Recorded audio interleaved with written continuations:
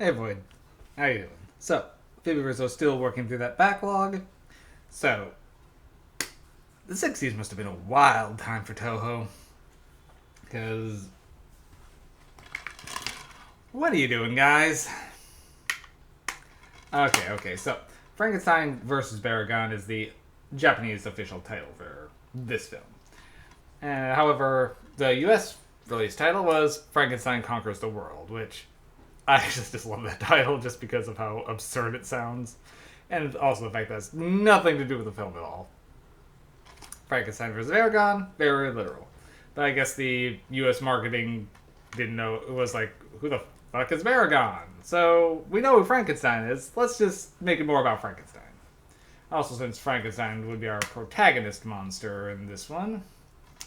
And Baragon is a new creature designed by Toho, just because it's what Toho do. I mean, Baragon would later go on to feature in Destroy All Monsters, as very briefly, and later on would get a resurgence in Godzilla, Mothra, King Ghidorah, Giant Monsters All Out Attack.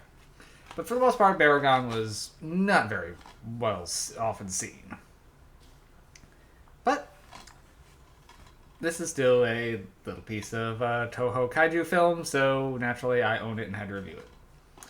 This film took me forever to come across, and eventually I came across it at an anime convention back in Minnesota, and well, as soon as I did, was happy to add it in. So this one was, I haven't seen many other releases for this one. I think it was only available for a short time. I don't know if it's been re-released since then, but quite happy to have it.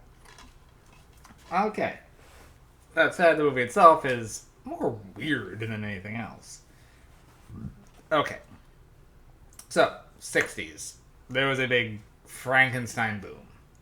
Now, pretty much Universal had copyrighted the look for the Frankenstein monster, but couldn't actually copyright, Frankenstein itself. So, because it was in the public domain. So, capitalizing off the success of all the Universal films, there's kind of a resurgence where there's a million Frankenstein movies. And this was Toho's crack at it. So, essentially, near the end of World War II, then the Nazis were trying to transport the heart of Frankenstein to Japan for reasons. I guess they were trying to get it safekeeping to eventually resurrect the monster to go on to avenge them. But this ship ended up being lost. The heart regenerates into an entirely new body, that of a large kid, and begins running around as seemingly a homeless child. Some scientists find the kid, take him in, and start studying him and his strange growth patterns as he begins growing enormous. And they conclude that this guy must be Frankenstein. Or the Frankenstein monster, but they just call him Frankenstein. Because that's what everyone did at this time period. So, meanwhile, after a while, when he grows large, he freaks out after a big press thing, all the bright lights, and has his King Kong moment and goes running off. Meanwhile, people start vanishing and are assumed to have been eaten by, well, they assume Frankenstein.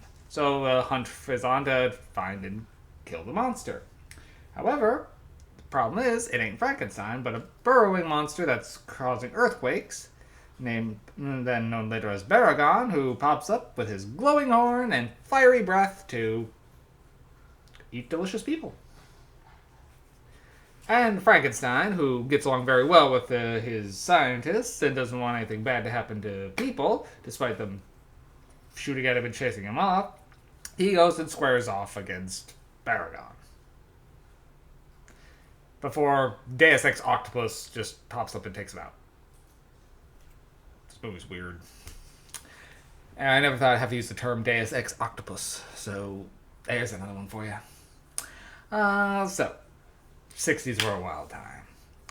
The effects in this one, 60s kaiju.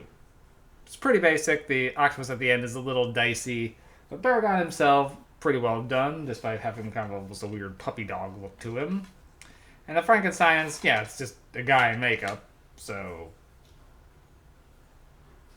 it's basic Neanderthal look is what they went with for the Frankenstein monster.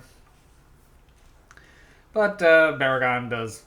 I always thought Baragon was a cool monster, though he doesn't get a lot of attention. It was.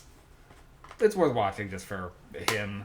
The movie itself is only okay. It's doesn't do anything new. It's just like it's pretty much a remake of King Kong with another monster just thrown in there. So a lot of it just kind of it's nothing you haven't seen before. It's it's like a King Kong versus Godzilla-esque movie. So, for this one, I'm only going to give it 4 MacGuffins. It's still worth seeing for kaiju enthusiasts, but most people probably won't see too much entertainment out of Frankenstein Conquers the World. But yeah, that title, yeah, he doesn't conquer the world. He just fights a monster in Japan. That's all the conquering he do. Alright, yeah, that's really all I got on this one. It's a pretty basic kaiju flick. Nothing to write home about, other than the fact that Frankenstein's in it. For some reason. Alright, that's really all I got on this one, so see you guys soon, boy.